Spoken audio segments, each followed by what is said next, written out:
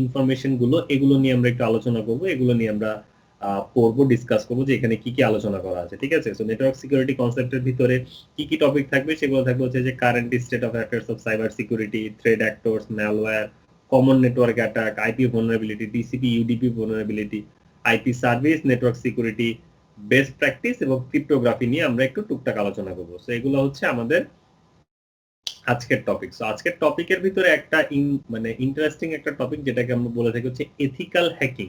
So এই ethical hacking বলতে কি বোঝায়, এনি আইডিয়া, কি মনে করেন আপনারা, হোয়াট ইজ এথিক্যাল হ্যাকিং?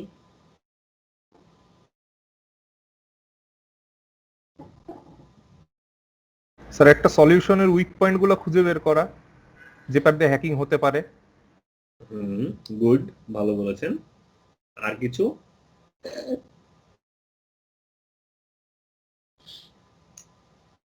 দেখেন, জিনিসটাকে যদি আমি এভাবে বলি, লেটস সে হ্যাকিং, হ্যাকিং জিনিসটা কি, এটাকে যদি আমরা আমাদের বাংলা ভাষায় নিয়ে আসি, খাঁটি বাংলায়, খাঁটি বাংলায় হ্যাকিং বলতে আমরা কি বুঝাই? চুরি করা।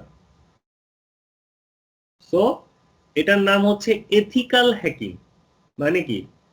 এথিক্স মেনে চুরি করা, মানে আপনি চুরি করবেন কিন্তু এথিক্স মেনে। সো এটাকে এইভাবে রিপ্রেজেন্ট করা যায় যে আমি কারো কোনো কিছু চুরি করব, বাট সেটাতে তার কোনো ক্ষতি হবে না, তার কোনো ক্ষতি না করে আমি চুরি করবো। এখন অনেকেই বলতে পারে চুরি করবেন, এটা আবার ক্ষতি না করে কেমনে হয়? চুরি করাই তো খারাপ জিনিস, তো আপনি যার জিনিস চুরি করবেন তার তো ক্ষতি হবেই। তো এখানেই হচ্ছে মজাটা, সেটা হচ্ছে এথিক্যাল হ্যাকিং জিনিসটা এরকম যে আপনি যেটাই যে রাকিব বললো যে কারো কোনো একটা ফল্ট বা মিস্টেক আপনি ফাইন্ড আউট করবেন। এখন মিস্টেক বা ফল্ট কিভাবে ফাইন্ড আউট করবেন? ওই জায়গায় আপনি ওই চুরি করতে গিয়েই তো দেখবেন যে ওকে তোমার এইখানে এই এই ওয়েতে যদি আমি আসি তাহলে আমি তোমার ইনফরমেশন চুরি করতে পারবো, তোমার জিনিস আমি নিয়ে যেতে পারবো। তোমার বাসার লক ভালো না, তোমার ঘরের গেটের দারোয়ান ভালো না, বা এরকম কিছু না, সো আমি ইজিলি তোমার ঘরে ঢুকে যেতে পারি, তোমার এইখান থেকে আমি ইজিলি এটা নিয়ে যেতে পারি। ঠিক আছে, সো এরকম ভাবে আপনি ওখানে আগে চুরি করবেন, চুরি করে ওর ফল্ট গুলো ফাইন্ড আউট করবেন, এন্ড লেটার অন এই ফল্ট গুলো ওকে আবার ইনফর্ম করে দিবেন যে এইগুলো তোমার মিস্টেক, এগুলো আর যদি ঠিক করো তাহলে তোমার এখানে চুরি করা থেকে তুমি সেভ হইতে পারো। তো এটাকেই বলা হয় হচ্ছে এথিক্যাল হ্যাকিং। ঠিক আছে, সো এই এথিক্যাল হ্যাকিং এ আমাদের বলতে গেলে যে নেটওয়ার্ক সিকিউরিটি কনসেপ্টে হ্যাকিং, এথিক্যাল হ্যাকিং, এই ধরনের ইনফরমেশন নিয়ে আমরা হচ্ছে এখানে কি আরো ডিটেইলস আলোচনা করব। বুঝা গেছে? সো শুরুতে আমাদেরকে এখানে একটু জেনে নিতে হবে যে কারেন্ট স্টেট অফ অ্যাফেয়ার্স, যে এখন কি কি চলছে আমাদের নেটওয়ার্কিং এ। সো নেটওয়ার্কিং এ যখন আমরা বিভিন্ন জিনিস নিয়ে কাজ করতে চাই, আমাদের কিছু টার্মিনোলজির সাথে একটু পরিচিত হওয়া লাগে। নেটওয়ার্ক মানে সিকিউরিটি টার্মস, সেরকম কিছু টার্মস আছে, যেমন আছে asset, vulnerability, threat, exploit, mitigation and risk. So এই টার্মগুলো আমাদের একটু জানতে হবে, কারণ যখন আপনি নেটওয়ার্ক সিকিউরিটি জিনিস নিয়ে কাজ করবেন তখন দেখবেন বিভিন্ন জায়গায় এই টার্মগুলো ইউজ হচ্ছে। সো অ্যাসেট বলতে এখানে কি বলছে? An asset is anything of value to the organization, it includes people, equipment, resource and data. So একটা অর্গানাইজেশনের ভিতরকার যে কোনো জিনিস ওই অর্গানাইজেশনের অ্যাসেট। এটা হতে পারে তার এমপ্লয়ি, হতে পারে তার ডিভাইস, হতে পারে তার ফার্নিচার, ঠিক আছে, হতে পারে তার যে কোনো ইকুইপমেন্ট, এনিথিং, এনিথিং হচ্ছে ওই অর্গানাইজেশনের জন্য ওই কোম্পানির asset. Then vulnerability, a vulnerability is a weakness in the system or its design.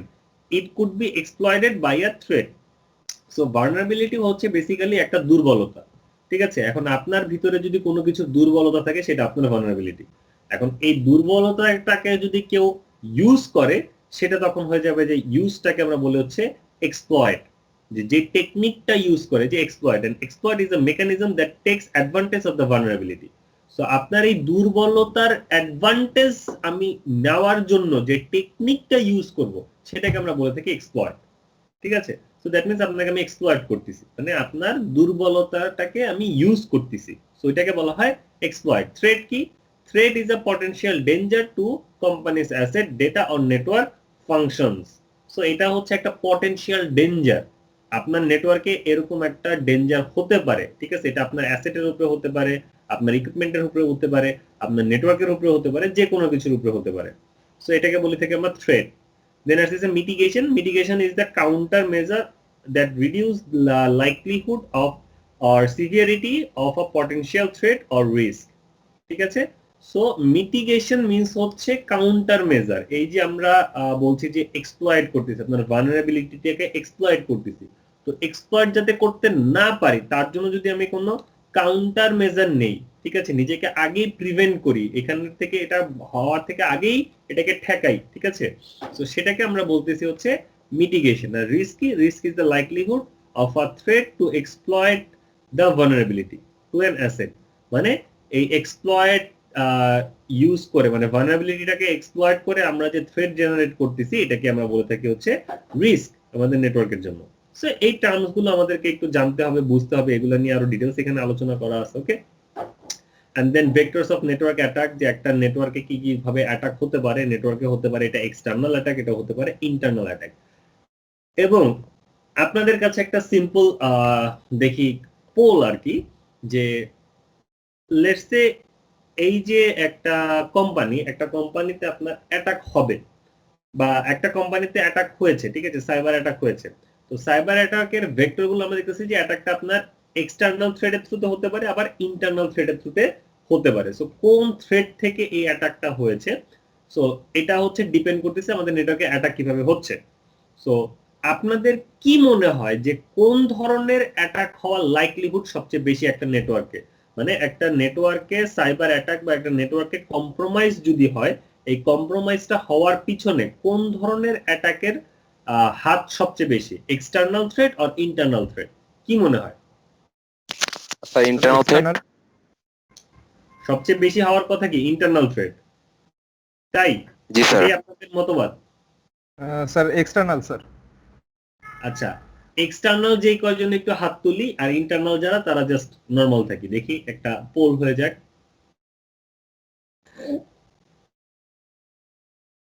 একজনই খালি এক্সটার্নাল বলছে, ক্লাসের ভিতরে কয়জন আছে এটাও তো জানা অ্যাকচুয়ালি মুশকিলের কথা। যাই হোক, সো রাকিব, এটা অ্যাকচুয়ালি এক্সটার্নাল না, এটা ইন্টারনাল, মানে লাইকলিহুডটা সবচেয়ে বেশি হচ্ছে ইন্টারনাল থ্রেডে, ঠিক আছে।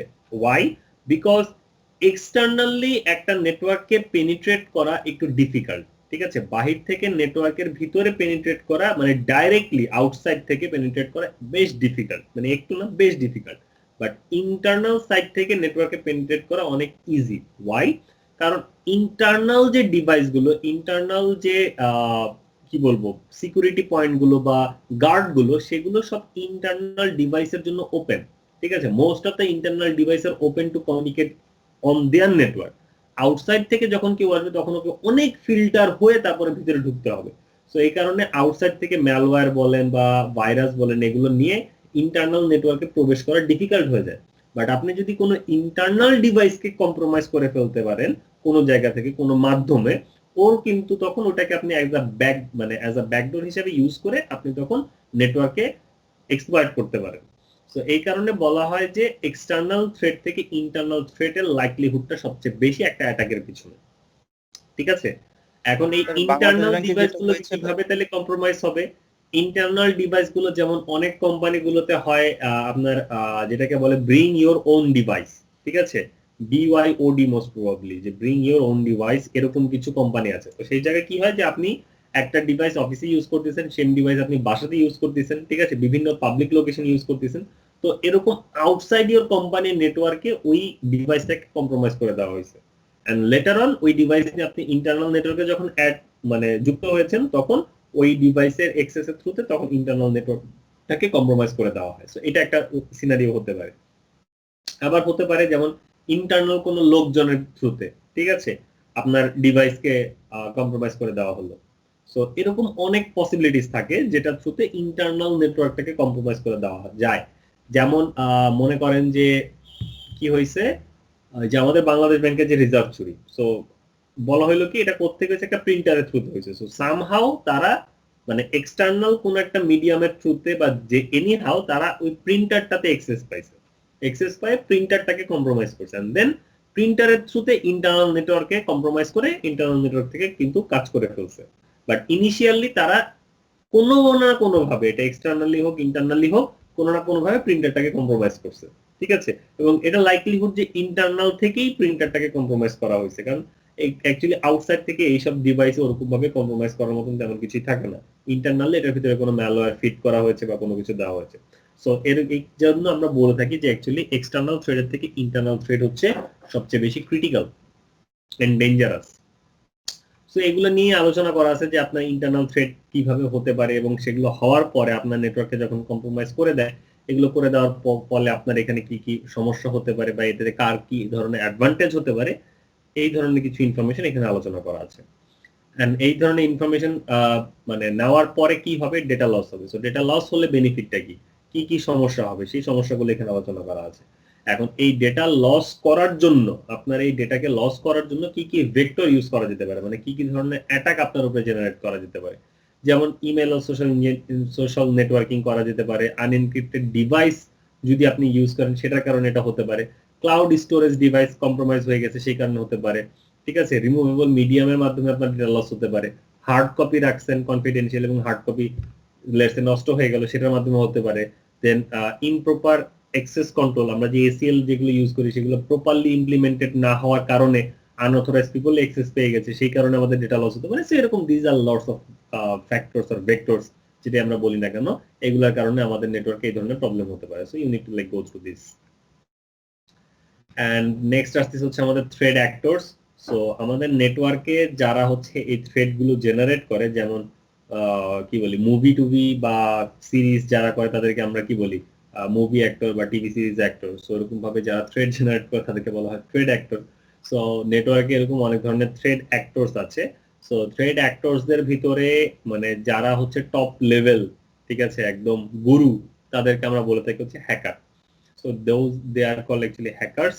সো এই হ্যাকার্সদের ভিতরে আবার তিন ক্যাটাগরির হ্যাকার আছে। One is called white hat hackers, another is called gray hat hackers, and third one is called black hat hackers. Okay, so যদি মানে সহজ ভাষায় বলতে হয়, হোয়াইট হ্যাট হ্যাকার্স হচ্ছে আপনার ওই সকল হ্যাকার যারা নিজেদের কোনো প্রফিটের জন্য কাজ করে না, যারা অন্যের উপকার করার জন্য কাজ করে এবং অন্যের উপকার করার কারণে তাদেরকে রিওয়ার্ড দেওয়া হয় অথবা তাদেরকে হায়ার করা হয়, ঠিক আছে, তারা হচ্ছে হায়ার্ড হ্যাকার্স। এবং তারা কখনো কোনো আনএথিক্যাল কাজ করে না, তারা যত ধরনের হ্যাকিং করে সব হচ্ছে এথিক্যাল হ্যাকিং করে, ঠিক আছে। লেটস সে আপনার কোম্পানির একটা সিস্টেম আপনি রেডি করলেন, রেডি করে বললেন যে আমার সিস্টেম হচ্ছে আনপেনিট্রেবল, কেউ এটাকে পেনিট্রেট করতে পারবে না, একদম মোস্ট সিকিউর ওয়ার্ল্ডের মধ্যে সিস্টেম আমারটা। সো আপনি যে ওয়ার্ল্ডের মধ্যে মোস্ট সিকিউর সিস্টেম দাঁড়া করালেন, এখন এটা প্রুফ কি? সো প্রুফের জন্য আপনি কি করবেন, আপনি লেটস একটা বাউন্টি দিতে পারেন।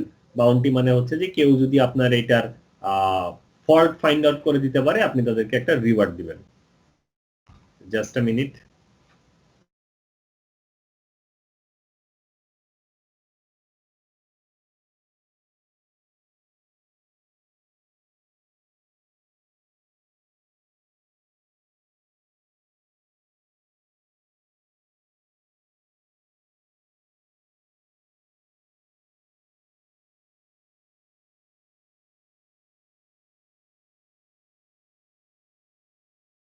ওকে, সো যেটা বলছিলাম যে একটা বাউন্টি আপনি দিতে পারেন এবং সেই বাউন্টির এগেইনস্টে হচ্ছে তা কেউ যখন হচ্ছে আপনার ওই ফল্টটা ধরা দিতে পারবে বা কাজ করতে পারবে তখন আপনি তাকে ওই রিওয়ার্ড মানিটা দিবেন। সো এই ধরনের কাজগুলো করে থাকে হচ্ছে হোয়াইট হ্যাট হ্যাকার্স। অথবা আপনি বলতে পারেন যে ওকে আমার এই সিস্টেমটা আনপেনিটেবল, আমি লেটস একটা গ্রুপ অফ পিপলকে মানে একটা গ্রুপ অফ হ্যাকার্সকে হায়ার করলাম, আপনি তাদেরকে বললেন যে তুমি আমার এই সিস্টেমকে হ্যাক করে দেখাও, তুমি যদি এটা করতে পারো তাহলে তোমাকে আমি টাকা দিব, বা তুমি হ্যাক করো আমার সিস্টেমের ফল্ট আইডেন্টিফাই করো, তোমাকে আমি মান্থলি বা ইয়ারলি বেসিসে টাকা দেবো। সো এই ধরনের পিপল যাদেরকে আপনারা হায়ার করা হয় তাদেরকে বলা হয় হচ্ছে হোয়াইট হ্যাট হ্যাকার্স। ওকে, তারা নিজেদের পার্সোনাল কোনো গেইনের জন্য এই কাজ করে না, তাদেরকে হায়ার করবে অ্যাজ আ স্যালারি হিসাবে, আই মিন এমপ্লয়ি হিসাবে নেওয়া হবে, স্যালারি বেসিসে নেওয়া হবে অথবা প্রজেক্ট বেসিসে নেওয়া হবে, তারা ওভাবে কাজ করে তাদের প্রফিট গেইন করবে, ঠিক আছে। বাট পার্সোনাল কোনো আপনার কাছ থেকে চুরি করে আপনার কাছ থেকে টাকা নেবে, দে ডোন্ট ডু দ্যাট।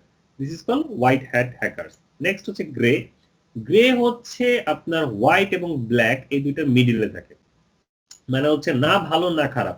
আচ্ছা, গ্রেতে যাওয়ার আগে একটু ব্ল্যাক নিয়ে আলোচনা করি। ব্ল্যাক হ্যাট হ্যাকার্স হচ্ছে একদম চোর, আমাদের বাংলা ভাষায় যাকে বলে চোর বাটপার, ঠিক আছে। সো ব্ল্যাক হ্যাট হ্যাকার্স হচ্ছে চোর বাটপার। এরা কি করে, আপনার কাছ থেকে চুরি করবে, চুরি করে আবার আপনারা বলবে যে টাকা দাও নাহলে কিন্তু ছেড়ে দিব, নাহলে টাকা দাও তোমার ইনফরমেশন দিব না, ঠিক আছে। সো ওদের কাজ হচ্ছে পিওর পার্সোনাল গেইন, আপনার লাভ হচ্ছে না ক্ষতি হচ্ছে, আপনার কি হচ্ছে দে ডাজন্ট কেয়ার। ওকে, ওটা ওদের দেখার বিষয় না। সো ওদের দেখার বিষয় হচ্ছে যে ওদের কোন দিক থেকে মানে প্রফিট হচ্ছে বা লস হচ্ছে, ওরা কিভাবে প্রফিট করতে পারে। ওরা তো কখনো লসের কথা চিন্তা করে না, they always think about their profit. So এটা হচ্ছে আমাদের ব্ল্যাক হ্যাট হ্যাকার্স, ঠিক আছে, তারা অলওয়েজ পার্সোনাল গেইনের জন্য। আর গ্রে হচ্ছে এই হোয়াইট এবং ব্ল্যাক এর মিডিলে। মিডিলে কিভাবে, যে তারা হচ্ছে আপনাকে হ্যাক করে আপনার ইনফরমেশন লেটসে পাবলিকলি ওপেন করে দিবে, বা আপনাকে একটু ব্ল্যাকমেইল করবে। বাট ব্ল্যাকমেইল যখন করতেছে তখন জিনিসটা হয়ে যাচ্ছে হচ্ছে ব্ল্যাক হ্যাট হ্যাকার, যে আপনাকে ওরা ব্ল্যাকমেইল করতেছে আর আপনার কনফিডেন্সিয়াল ইনফরমেশন পাবলিকলি ওপেন করে দিচ্ছে। সো এটা ব্ল্যাক হ্যাটের কাজ। বাট এখানেও আবার একটু ভালো আছে। ভালো দিকটা কি, সেটা হচ্ছে যে এরা কখনো মানে নিজ একক স্বার্থে, মানে নিজের একক স্বার্থে কোনো কাজ করে না। এরা একটা group of community or group of পিপলের স্বার্থে কাজ করে।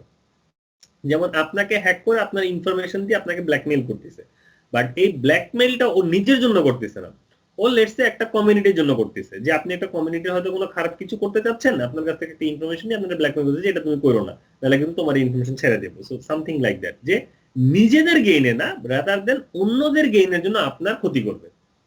ঠিক আছে, যেমন গভর্নমেন্টের অনেক প্রোপাগান্ডা কালেক্ট করে হচ্ছে যদি ওরা মার্কেটে ছেড়ে দেয়, মানে ওপেন মার্কেটে ছেড়ে দেয়, বা গভর্নমেন্টের সিক্রেট ইনফরমেশন নিয়ে যেটা জনসাধারণের জন্য ভালো না বা জনসাধারণের জন্য ক্ষতি করে, এরকম কোনো ইনফরমেশন যদি ওরা লিক করে দেয়, ঠিক আছে, so these are called grey hat hackers. So এগুলো হচ্ছে হ্যাকারসদের ক্যাটাগরি। বোঝা গেছে? ইয়েস জাহিদ। স্যার একজন হোয়াইট হ্যাট হ্যাকার্স যে গ্রে হ্যাট হ্যাকার্স না, এটা সে বুঝবো কিভাবে স্যার? সে তো স্যার যেহেতু দুইটা ওই তার জানা আছে, তা সেক্ষেত্রে তো স্যার মানে সে ওই কাজটা করতে পারে স্যার। হ্যাঁ, এই ক্ষেত্রেই হচ্ছে হোয়াইট হ্যাট হ্যাকার্স আর grey hat hackers are different, মানে ইন এ ক্যাটাগরি বেসিসে, but they are kind of similar. So গ্রেতে যারা আছে তারা হোয়াইট হ্যাকেরও কাজ করে, আবার তারা গ্রে হ্যাট হিসাবেও কাজ করে, ঠিক আছে।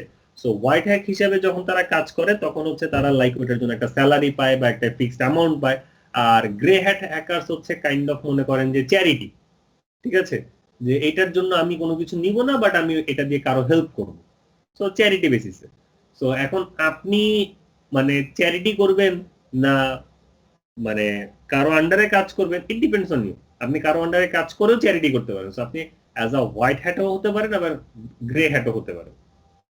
বুঝা গেছে? জি sir, thank you sir. And next আছে হচ্ছে ইভলিউশন অফ হ্যাকার্স। সো হ্যাকারসদের এভলিউশনটা কিভাবে হয়েছিল? সো এভলিউশনের হচ্ছে ইনিশিয়াল আসতেছে হচ্ছে স্ক্রিপ্ট রিডার্স থেকে। সো স্ক্রিপ্ট রিডার্স হচ্ছে ওই ধরনের বান্দা যারা আপনার কি বলবো, যে তারা অ্যাকচুয়ালি জাস্ট বুঝে যে ওকে হ্যাকিং জিনিসটা কি, বাট এবং কিভাবে করতে হয় তাদের হয়তো ওরকম ডিটেলস নলেজ নাই, but they have some prebuilt tools. ঠিক আছে, কিছু প্রিবিল্ড টুলস অলরেডি মার্কেটে আছে, ওপেন সোর্স অনেক কিছু আছে। সো এগুলোকে ইউজ করে টুকটাক হ্যাকিং জেনারেট করতে পারে। যেমন আমি আমার পার্সোনাল থিসিসের জন্য আন্ডারগ্রেডে আমি এরকম একটা হ্যাকিং টুলস ইউজ করে একটু টুকটাক হ্যাকিং করেছিলাম। সো ওটা ছিল কি একটা ইসের কারণে, মানে একটা রিসার্চ পারপাসের জন্য। সো আমি তো হ্যাকিং কি জিনিস বা হ্যাকিং কিভাবে করতে হয় তো ইন ডেপথ আমি জানি না, বাট আমি কিছু প্রিবিল্ড টুল ইউজ করে আমি হ্যাক করেছি। ঠিক আছে, সো এই কারণে আই ক্যান সে যে আমার স্ক্রিপ্ট কিডার্স, যে আমি একদম বেসিক লেভেলের মানে রুট লেভেলের কাজ করতে পারছি। আচ্ছা, আরেকজন আছে যারা হচ্ছে vulnerability brokers। তারা কি করে, তারা বিভিন্ন জায়গা থেকে vulnerability আইডেন্টিফাই করে এবং এটাকে কিভাবে ইউজ করে, এটা দিয়ে কিভাবে আপনার মানে ওই যে এক্সপ্লয়েট কিভাবে করতে হবে, এই ধরনের টিপস এন্ড টেকনিক্স গুলো যারা বের করে নিয়ে আসে তাদেরকে বলা হয় হচ্ছে vulnerability brokers। ঠিক আছে, আবার অনেক সময় এদেরকে মানে এদের আরেকটা কাজ হচ্ছে আপনার এক্সপ্লয়েট ফাইন্ড আউট করে ওই মানে যার এক্সপ্লয়েট আপনি বের করলেন তাকে এটা ইনফর্ম করা, যে ওকে তোমার সিস্টেমে এই একটা প্রবলেম আছে, বা এরকম একটা এক্সপ্লয়েট আছে, তোমার এরকম একটা উইকনেস আছে, ঠিক আছে, এরকম একটা ফল্ট আছে, এটা আপনি তাকে ইনফর্ম করবেন। এদেরকে আবার মানে ইন অ্যানাদার সেন্সে এদেরকে বলা হয় হচ্ছে আপনার বাউন্টি হান্টার। ঠিক আছে, হ্যাকিং এর বাউন্টি হান্টার। সো ওরা এরকম বিভিন্ন ফল্ট আইডেন্টিফাই করে এবং আইডেন্টিফাই করে এগুলো আবার ইনফর্ম করে। ইনফর্ম করলে এটার এগেইনস্টে ওরা প্রফিট পায়, টাকা পায়। সো এদেরকে বলা হচ্ছে vulnerability brokers, বাট এরা হচ্ছে আরেকটু অ্যাডভান্স লেভেলের, মানে স্ক্রিপ্ট কিডার্স থেকে। ঠিক আছে, মানে এগুলো এরা হচ্ছে কাইন্ড অফ একটু মিড রেঞ্জের বা একটু অ্যাডভান্স রেঞ্জের হ্যাকার্স। দেন আসতে হচ্ছে হ্যাকটিভিস্ট। সো এই হ্যাকটিভিস্ট হচ্ছে আমাদের এই গ্রে হ্যাট হ্যাকার যারা, তারা মানে তারা হচ্ছে অ্যাক্টিভিস্ট কারা, এটা তো আমরা বুঝি যে what is activist. So hacking এর ক্ষেত্রে মানে যেই সকল হ্যাকার এই অ্যাক্টিভিস্টের কাজ করে তাদেরকে আমরা বলে থাকি ইন শর্টে হ্যাকটিভিস্ট, ঠিক আছে, হ্যাকিং অ্যাক্টিভিস্ট। সো এরা কি করে যে এরা হচ্ছে গ্রে হ্যাটের মতো, যে কোন একটা কমিউনিটির জন্য বা কোনো এরিয়ার কি বলে ম্যাস পিপলের জন্য, তাদের কোনো একটা প্রফিটের জন্য, তাদের কোনো একটা গেইনের জন্য হয়তো কোনো প্রাইভেট কোম্পানি বা গভর্নমেন্ট কোনো কোম্পানির ইনফরমেশন স্টিল করে পাবলিকলি ওপেন করে দিল বা কিছু করলো, ঠিক আছে, মানে কোনো একটা অ্যাক্টিভিস্টের কাজ করলো, ঠিক আছে, এদেরকে আমরা বলে থাকি হচ্ছে অ্যাক্টিভিস্ট। অ্যান্ড মোস্ট মানে dangerous people, that is called not most dangerous, মানে dangerous, that is called cyber criminal, যারা হচ্ছে ব্ল্যাক হ্যাট হ্যাকার্স, মানে ক্রিমিনাল, এক কথা ক্রিমিনাল। এরা হচ্ছে আপনার কাছ থেকে চুরি করবে, করে নিয়ে এটা আপনাকে ব্ল্যাকমেইল করবে, নিজের জন্য রাখবে, নাহলে বাজারে ছেড়ে দিবে, আরেকজন ওটা ইউজ করে আপনার ক্ষতি করবে। So these are cyber criminal, in short black hat hackers. And most dangerous সেটা হচ্ছে state sponsored. So state sponsored কি, সেটা হচ্ছে যে হ্যাকিং করার জন্য কিন্তু আপনার টুলস লাগবে, আপনার টেকনিক জানা আছে বাট আপনার টুলস নেই, আপনি কিভাবে হ্যাক করবেন। হ্যাক করার জন্য টুলস ম্যান্ডেটরি। এখন আপনি কিছু টুলস হয়তো বিল্ড করতে পারেন, কিছু কোড লিখতে পারেন, কিছু অ্যাপ্লিকেশন হয়তো বানাতে পারেন, সফটওয়্যার বানাতে পারেন, বাট কত, আপনারও তো একটা ক্যাপাসিটি আছে একা।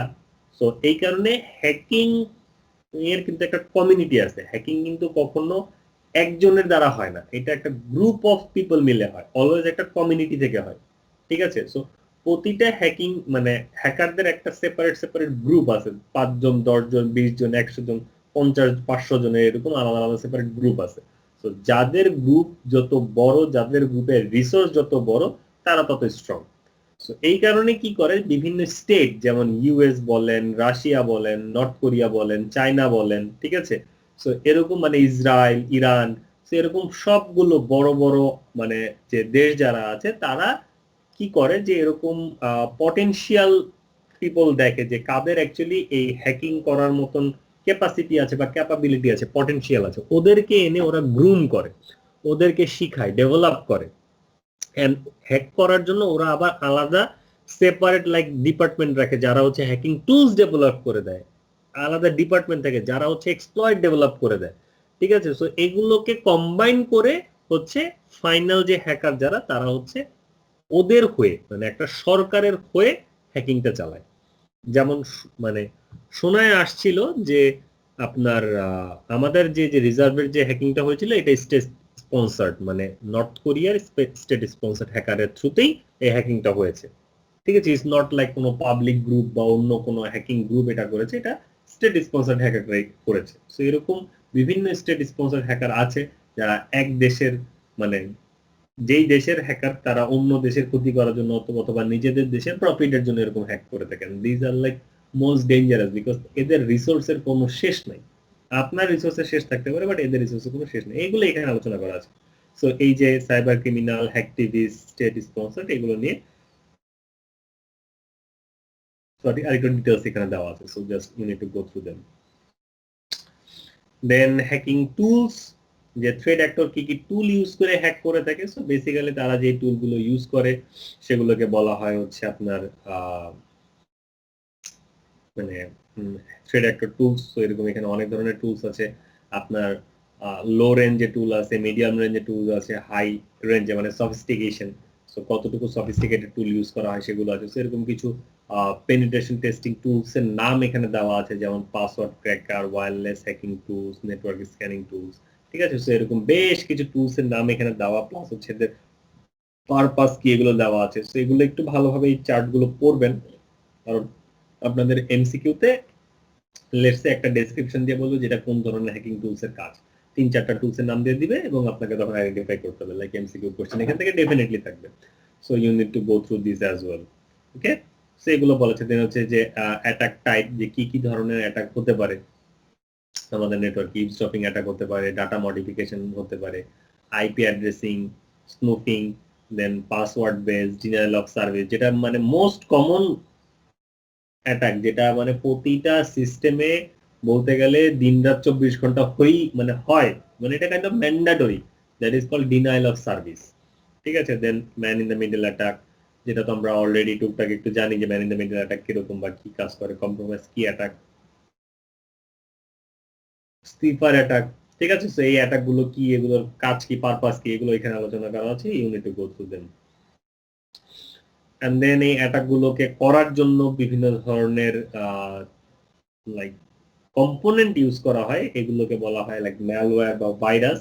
এই ম্যালওয়্যার বা ভাইরাস এগুলোই হচ্ছে আমাদের ডিভাইসগুলোকে কম্প্রোমাইজ করে, এবং কম্প্রোমাইজ করে তারপরে এই ডিভাইসগুলোর থ্রুতে বা এই ডিভাইসের উপরেই হচ্ছে কি হয়, হ্যাকিংটা বা অ্যাটাকটা জেনারেট হয়। ঠিক আছে, সো এই ম্যালওয়্যার হচ্ছে এই হ্যাকিং বা অ্যাটাক যেটাই বলেন না কেন, এটার ইনিশিয়াল স্টেপ।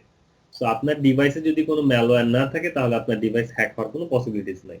আপনার ডিভাইসে যদি কোনো ম্যালওয়্যার বা ভাইরাস থাকে, ওটা থ্রুতে দেখবেন আস্তে আস্তে আপনার ডিভাইসের ডাটা চুরি হওয়া শুরু করবে বা আপনার ডিভাইস কম্প্রোমাইজ হওয়া শুরু করবে। ঠিক আছে, সো বিভিন্ন ধরনের অ্যাক্সেস আস্তে আস্তে পেয়ে যাবে। এগুলো আসেই হচ্ছে ম্যালওয়্যার এবং ভাইরাসের মধ্যে। সো ম্যালওয়্যার কি জিনিস, ম্যালওয়্যার কিভাবে কাজ করে, ম্যালওয়্যার টাইপস, ওকে, ভাইরাস কি জিনিস, ভাইরাস টাইপ, কোন ধরনের ভাইরাস কি কাজ করে, কোন ধরনের ম্যালওয়্যার কি কাজ করে, এগুলো নিয়ে এখানে আলোচনা করা আছে। সো আপনারা এগুলা কিন্তু ভেরি ভেরি ইম্পর্টেন্ট, আমি বারবার বলছি, কারণ এখান থেকে এমসিকিউ আসবে, অনেক এমসিকিউ পাবেন এখান থেকে, কারণ আপনাদের নেটওয়ার্ক সিকিউরিটি কনসেপ্টের উপর থেকে ফাইনাল এক্সামে अराउंड 20% মার্কস হচ্ছে নেটওয়ার্ক সিকিউরিটি কনসেপ্ট থেকে আসবে।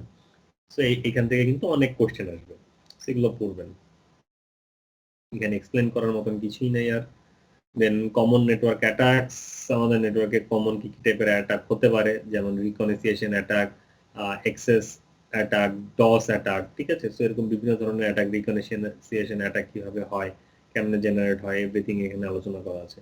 সো এগুলা মানে এক্সপ্লেন করার মতন কিছুই না, এগুলো আপনাদেরকে পড়তে হবে। দেন হচ্ছে যে অ্যাক্সেস অ্যাটাক কিভাবে হয়, আপনার একটা সিস্টেমে অ্যাক্সেস নাই, কেউ একজন অ্যাক্সেস জেনারেট করবে ব্রুট ফোর্স করে, দেন সে অ্যাক্সেস গেইন করবে। ওকে, ম্যান ইন দ্য মিডল অ্যাটাকের মাধ্যমেও এটা করতে পারে। দেন ডিডস অ্যাটাক বা ডস অ্যাটাক যেটাকে আমরা বলি, যে ডিনায়াল অফ সার্ভিস অ্যাটাক, এটা তো মানে আরো মজার একটা attack, DoS attack. So DoS attack কি করে, যে আপনার নেটওয়ার্কে ফর এক্সাম্পল, যেমন আমরা যখন পিং করি, পিং করলে কি আমরা একটা রিপ্লাই ব্যাক মেসেজ পাই না, আমি আপনাকে একটা মেসেজ সেন্ড করলাম, তার এগেইনস্ট আপনি আমাকে একটা রিপ্লাই ব্যাক মেসেজ দিলেন। আচ্ছা, তো পিংটা যদি আমরা একটা রাউটারে করি, তো রাউটারের একটা কি থাকে, যে প্রসেসিং স্পিড থাকে, মানে ক্ষমতা থাকে, প্রসেসিং ক্ষমতা, যে এতটুকু প্রসেস করতে পারবে। এখন নরমালি আপনি যদি সেকেন্ডে একটা বা দুইটা বা 10টা পিং করেন, ওইটা ও কোনো ব্যাপারই না, রিপ্লাই দেওয়া, ও প্রসেসিং ক্ষমতায় মানে কোনো ইফেক্টিভ হবে না, লাইক 0.1% বা 1% হয়তো ফুল প্রসেস সিপিইউ ইউজ হবে। এখন আপনি যদি সেকেন্ডে একটার জায়গায় সেকেন্ডে 1 লাখ পিং করেন বা 10 লাখ পিং করেন, তো ওর তো এখন 10 লাখ বা 20 মানে 1 লাখ পিং এর এগেইনস্টে তো রিপ্লাই ব্যাক দিতে হবে প্রতি সেকেন্ডে। তো ও দেখা যায় যে তখন ওর ফুল রিসোর্স এই পিং ব্যাকে ইউজ করে। তো দেখা যায় যে একটা সিপি মানে রাউটারের 100% সিপিইউ ইউজ হয়ে আছে ওর পিং এর রিপ্লাই দেওয়ার জন্য। তো পুরো সিপিইউ যদি মানে পুরো প্রসেস যদি খালি পিং রিপ্লাই দেয়, তো বাকি প্রসেস কোন দিক দেওয়া হবে, লাইক আপনার ফাইল শেয়ারিং বা রাউটিং বা অন্য কিছু, রাউটার তো ওগুলো কোনো কিছু প্রসেস করতে পারবে না, এক জায়গায় সে এঙ্গেজড হয়ে আছে। সো এটাকেই বলা হয় ডিডস অ্যাটাক, ডিনাইল অফ মানে DoS attack, denial of service, মানে আপনাকে একটা জিনিসে বিজি রেখে বাকি সার্ভিসগুলোকে ডিনাই করে দিচ্ছে। তো আপনার এখন আপনি রাউটিং যদি চায় ও করতে পারবে না, কারণ ওর পুরো প্রসেস হচ্ছে পিং এ চলে যাচ্ছে। ও ফাইল যদি শেয়ার করতে বলে করতে পারবে না, ওরে যদি আপনি অন্য কোনো কমান্ড দেন করতে পারবে না, ও সবকিছুই গিয়ে এক জায়গায় দিয়ে দিচ্ছে। সো এটা হচ্ছে ডিনাইল অফ সার্ভিস, আর এটা একটা অ্যাডভান্স ভার্সন, এটার নাম হচ্ছে deeds, distributed denial of service. সেটা হচ্ছে এক জায়গা থেকে আপনার উপরে অ্যাটাক জেনারেট না করে হাজার জায়গা থেকে, মাল্টিপল লোকেশন থেকে আপনার উপরে অ্যাটাক জেনারেট করবে, মানে সবাই মিলে আপনার উপরে অ্যাটাক জেনারেট করবে, এটাকে বলে ডিস্ট্রিবিউটেড ডিনাইল অফ সার্ভিস। এটা আরো ডেঞ্জারাস। ঠিক আছে, সো এরকম অনেক অ্যাটাক আছে, অ্যাটাক হয় আমাদের নেটওয়ার্কে। সো এগুলো আপনাদের একটু পড়তে হবে, জানতে হবে যে ডিস্ট্রিবিউটেড ডিনাইল অফ সার্ভিস মানে এটা হচ্ছে ডস অ্যাটাক। ডস অ্যাটাক কি, যে একজন এই যে পিং মেসেজ পাঠাচ্ছে, ঠিক আছে, সো কন্টিনিউয়াস একজন পাঠায় যেতেছে ইন্টারনেটের থ্রুতে, ওরে পাঠায় যেতেছে। সো কাজ করতে পারতেছে না। এখন এ যখন রিচ করার ট্রাই করতেছে, ওয়েব সার্ভারে ঠিক মতন কাজ করতে পারতেছে না, এটা হচ্ছে ডস অ্যাটাক। আর ডিডস অ্যাটাক কি জিনিস?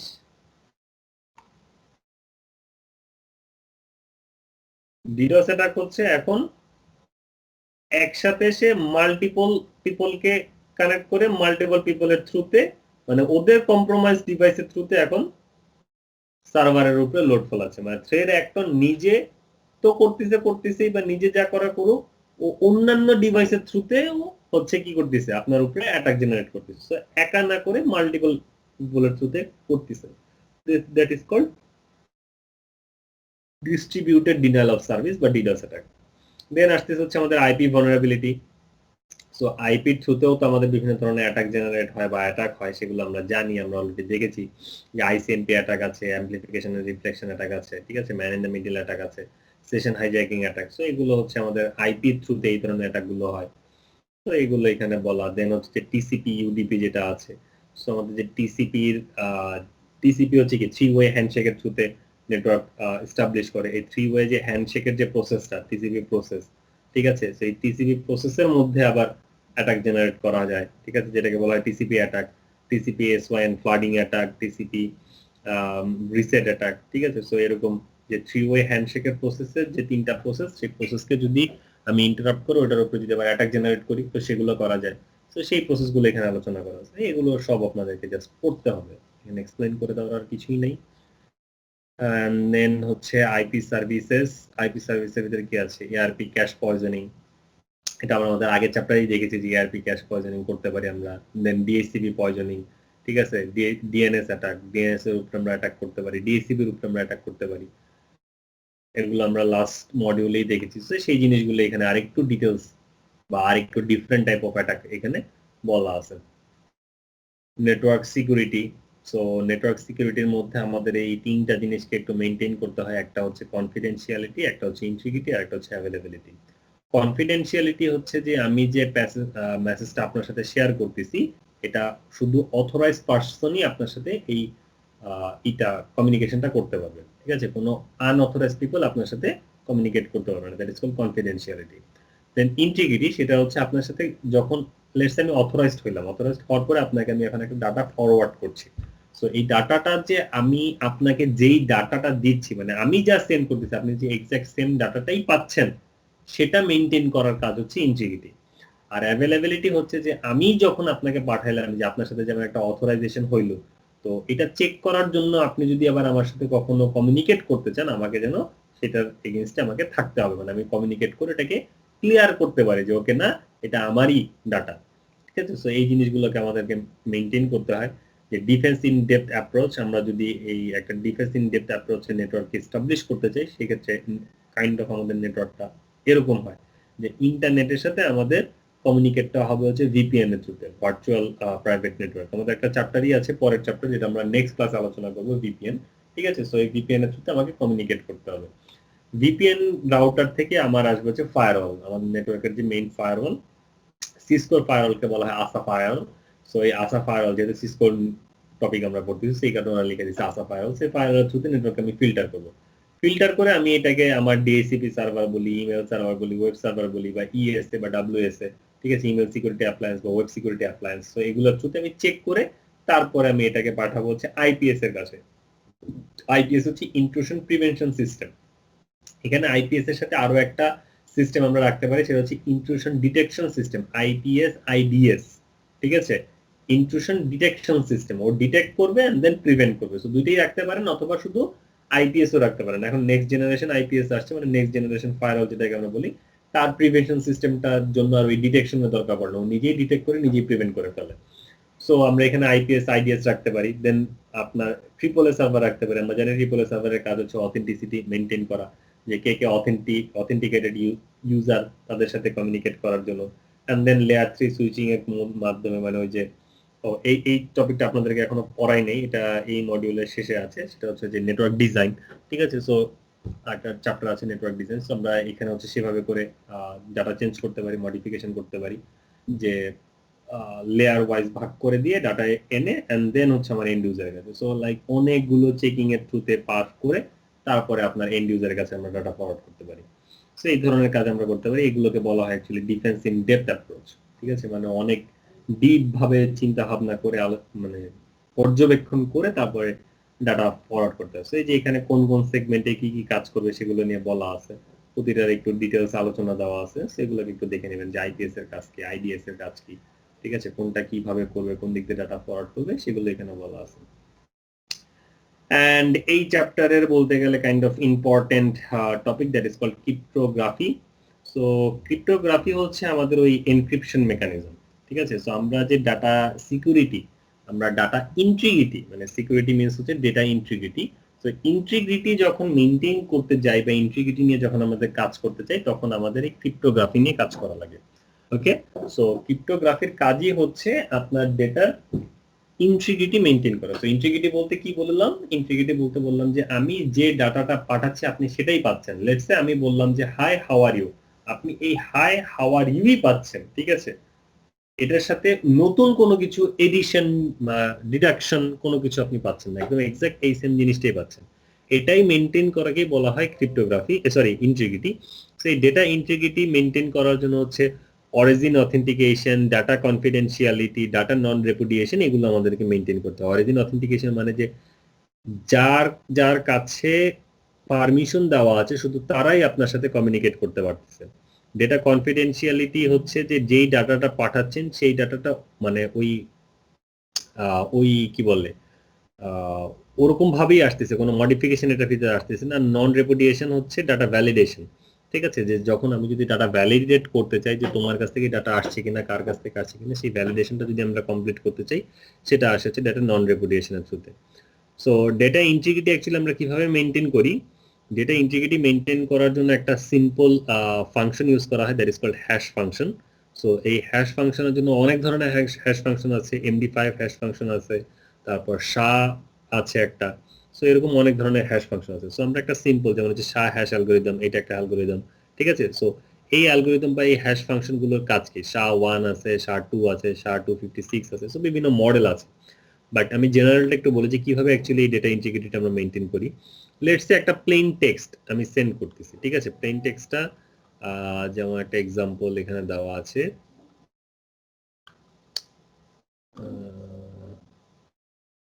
ওকে, সেখানে দেওয়া নেই, যাই হোক। সো ধরে নেন যে আমরা একটা প্লেন টেক্সট যে hello how are you, so এরকম একটা মেসেজ আমরা সেন্ড করতে যাচ্ছি। সো এই হ্যালো হাউ আর ইউ এই মেসেজটা যখন আমরা পাঠাবো, এটাকে লেটস এরকম একটা হ্যাশ ফাংশনের ভিতর দিয়ে আমরা ফার্স্টে ডাটাটাকে সেন্ড করব। সো এই হ্যাশ ফাংশনের ভিতর দিয়ে যখন ডাটাটাকে সেন্ড করা হবে, সেন্ড করার পরে আমরা একটা হ্যাশ কি পাবো, একটা হ্যাশ আউটপুট, ঠিক আছে। সো লেটস সে যে এরকম একটা হ্যাশ আউটপুট আসবে। সো এরকম ডাটাটা সেন্ড করার পরে হ্যাশ অ্যালগরিদমের মধ্যে দিয়ে আমরা একটা হ্যাশ আউটপুট পেলাম। এখন এই আমার যে original data hello how are you, এই অরিজিনাল ডাটার সাথে আমি এই হ্যাশ আউটপুটটাকে অ্যাড করে দেব যে hello how are you, then ব্র্যাকেটে হ্যাশ দিয়ে এখন আমি এই প্যাকেটটা আপনার কাছে ফরওয়ার্ড করলাম।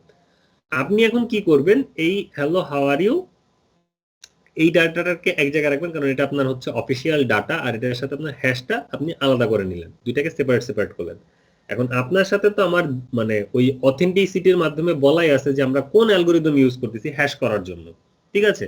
সো লেটস সে আমি বললাম যে আমি MD5 হ্যাশ অ্যালগরিদম ইউজ করতেছি। সো এখন আপনি কি করবেন? এই হ্যালো হাউ আর ইউ মেসেজটাকে আপনি আবার এই MD5 হ্যাশ ফাংশনের ভিতরে রান করবেন। রান করার পরে এখন আপনি একটা হ্যাশ পাবেন। এখন আপনি চেক করবেন যে প্যাকেটের সাথে আসা যে হ্যাশ আর আপনি এখন পাইলেন যে হ্যাশ, এই দুইটা হ্যাশ সেম কিনা।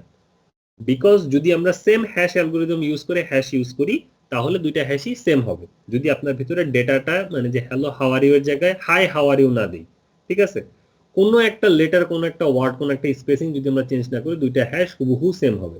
তো যখন দুইটা হ্যাশ একদম এক্সাক্ট সেম থাকবে, তখনই আমরা বুঝে যাব যে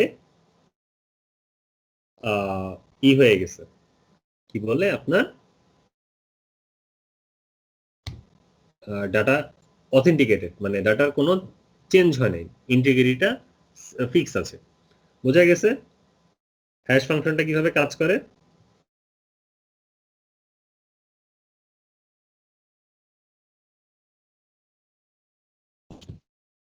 জি স্যার।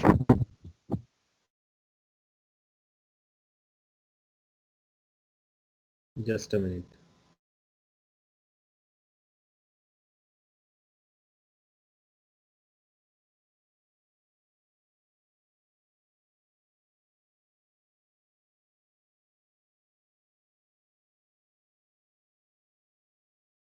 ওকে, সো এটা গেল হচ্ছে হ্যাশ ফাংশন, এন্ড দেন হচ্ছে অরিজিন অথেন্টিকেশন। সো যেই জায়গা থেকে আসতেছে সেই জায়গাটা অথেন্টিকেটেড কিনা। তো এই অরিজিন অথেন্টিকেশনের জন্য কি করা হয়, এই যে আমরা হ্যাশটা ইউজ করতেছি, এই হ্যাশ ইউজ করার সময় এটার সাথে আবার একটা কি অ্যাড করে দিতে পারি আমরা। ঠিক আছে, যে লেটস সে আপনার কাছে আমি একটা কি আছে যেটাকে আমরা বলি হচ্ছে প্রি শেয়ার্ড কি। আমার কাছে একটা কি আছে এবং আপনার কাছে একটা কি আছে, দুইজনের কি সেম, আমরা এটা আগে থেকে শেয়ার করে নিয়ে নিলাম। এখন আপনি কি করলেন, ওই প্লেন টেক্সট, আপনার যে প্লেন টেক্সট সেই টেক্সটের সাথে আর আমার আপনার সাথে যে শেয়ার কি, দুইটা কি এক করে আপনি এখন হ্যাশ করলেন, করে এখন পাঠালেন ওই আগের প্রসেসই। সো এখন আমার কাছে যে কি আছে আর আমাদের যে ডাটা আসছে সেটা দিয়ে সেম ভাবে আমি যখন হ্যাশ আউটপুট বের করবো, দুইটা হ্যাশ যদি আমার সেম থাকে, তখনই আমি বুঝে যাব কি যে আহ, আমাদের কি বলে ডাটার যে মানে যে ডাটা আমরা শেয়ার করলাম একজনের একজনের সাথে এবং যার কাছ থেকে ডাটাটা আসছে তারা অথেন্টিকেটেড, কারণ যেহেতু আপনার কি আমার কি মিলে গেছে, কারণ আমাদের কাছে আগে থেকে কি প্রি শেয়ার্ড কি ইউজ করা। সো আমরা যেহেতু প্রি শেয়ার্ড কি ইউজ করলাম, সো এই কারণে কি বলে আমাদের যে অথেন্টিসিটি, অথেন্টিসিটি হচ্ছে মানে অরিজিন, এই অরিজিন হচ্ছে অথেন্টিকেটেড।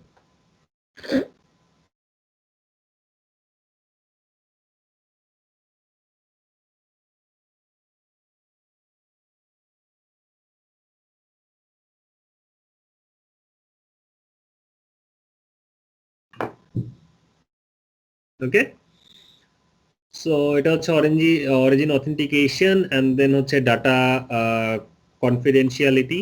সো ডাটার যে কনফিডেন্সিয়ালিটি সেটার জন্য হচ্ছে ডাটাকে আমরা এনক্রিপ্ট করতে পারি। এখন ডাটাকে এনক্রিপ্ট করার জন্য হচ্ছে আপনার আমরা বিভিন্ন ধরনের অ্যালগোরিদম ইউজ করে থাকি এনক্রিপশন প্রসেস। একটাকে বলা হয় সিমেট্রিক এনক্রিপশন, একটাকে বলা হয় অ্যাসিমেট্রিক এনক্রিপশন। সো সিমেট্রিক এনক্রিপশনের জন্য হচ্ছে ইউজ করা হয় 40 বিটস থেকে 256 বিটস পর্যন্ত, আর অ্যাসিমেট্রিকের জন্য ইউজ করা হয় 125 বিটস থেকে 4096 বিট পর্যন্ত। সো এই কারণে সিমেট্রিক এনক্রিপশনটা হচ্ছে কাইন্ড অফ একটু ফাস্টার, আর অ্যাসিমেট্রিক হচ্ছে একটু স্লোয়ার।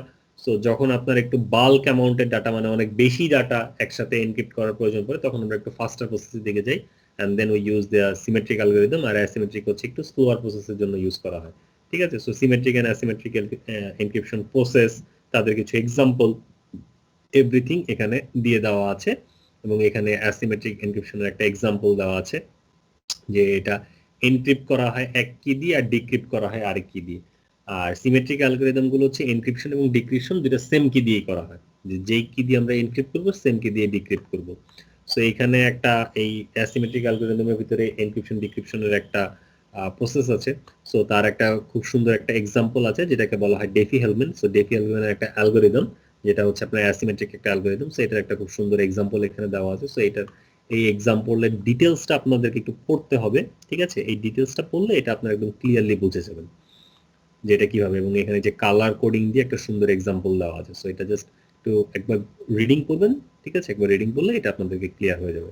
সো এই হচ্ছে আমাদের মডিউল 3, যেটা হচ্ছে আমাদের নেটওয়ার্ক সিকিউরিটি কনসেপ্ট।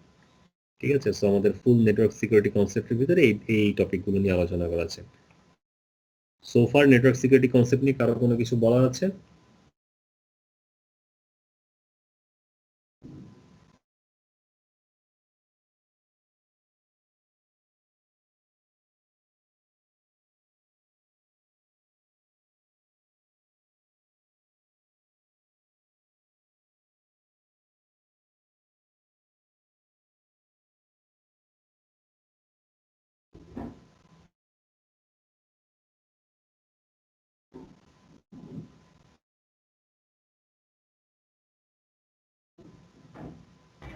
স্যার মনে হয় না, স্টাডি করতে পারে নিজেকে, তারপরে স্যার ডেফিনেটলি কোশ্চেন আপনাদের অ্যারাইজ এখানে হবে। অনেক কিছু একটু পড়তে হবে, কারণ বললাম তো থিওরি গুলো আমি জাস্ট এরকম আপনাদেরকে একটা হালকা টাচ দিয়ে যাব, যে অ্যাকচুয়ালি ভিতরে কি আছে আপনাদেরকেই ভিতরে সবকিছু পড়ে নিতে হবে। জি sir. Okay, then move to our next topic, that is WAN concept. Just a minute, গলা শুকায় আসে কথা বলতে বলতে।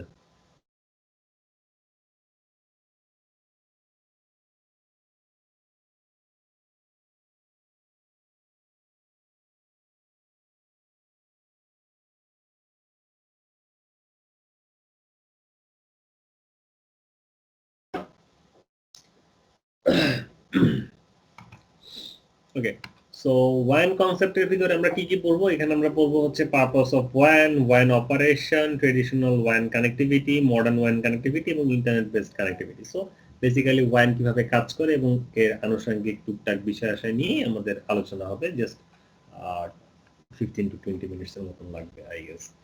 সো ল্যান এবং ওয়ান, আমরা তো ল্যান, ম্যান, ওয়ান এগুলো নিয়ে আলোচনা করেছি। ল্যান হচ্ছে লোকাল এরিয়া নেটওয়ার্ক, ম্যান হচ্ছে মেট্রোপলিটন এরিয়া নেটওয়ার্ক, এন্ড ওয়ান হচ্ছে ওয়াইড এরিয়া নেটওয়ার্ক। সো ওয়ান তাও মানে কি কাজ করছে, যে আমাদের যে ছোট স্মল স্কেলের নেটওয়ার্ক, এটাকে যদি আমরা একটু লার্জার স্কেলে এক্সপ্যান্ড করতে চাই, বড় করতে চাই, ঠিক আছে, তো সেই ক্ষেত্রে আমাদের এই ওয়ান টপোলজি বা ওয়ান নেটওয়ার্কের প্রয়োজন পড়ে। সো বেসিক্যালি এটা বলতে পারি যে একটা এরিয়া থেকে আরেকটা এরিয়ার সাথে যদি যখন আমরা কানেক্ট করি, লেটস সে আমরা ঢাকাতে আমার একটা ব্রাঞ্চ আছে, এখন আমি চিটাগং বা সিলেট অথবা ইন্ডিয়া বা ইউএসএ, কানাডা এরকম কোনো লোকেশনে যদি আমার একটা ব্রাঞ্চ ওপেন করতে চাই, সো আমার দুই ব্রাঞ্চের ভিতরে আমি ডিরেক্ট নেটওয়ার্ক কানেক্টিভিটি রাখতে চাচ্ছি। সো এটার জন্য হচ্ছে আমাকে ওয়ান টপোলজি ইউজ করতে হবে। সো ওয়ান কনসেপ্টের থ্রুতে আমি দুইটা নেটওয়ার্ক একটা সিঙ্গেল নেটওয়ার্ক হিসাবে ডিল করতে পারবো, যদিও এটা কি মানে জিওগ্রাফিক্যাল বাউন্ডারিতে পুরো মানে দুনিয়ার এক প্রান্ত আর আরেক প্রান্তেও যদি হয়, ঠিক আছে, তারপরেও আমি দুটাকে একটা সিঙ্গেল নেটওয়ার্কের আন্ডারে আমি নিয়ে আসতে পারবো বেসড অন দিস ওয়ান টপোলজি। সে ওয়ান টপোলজির ভিতরে যে local area network and wide area নেটওয়ার্কের ভিতরে কিছু ডিফারেন্স আলোচনা করা আছে বা হাইলাইট আলোচনা করা আছে, যে কি কি জিনিস করে এরা, এদের পারপাসটা কি, সো সেগুলো নিয়ে আলোচনা করা আছে। এবং ওয়াইনের ভিতরে আপনার পাবলিক ওয়াইন এবং প্রাইভেট ওয়াইন আছে।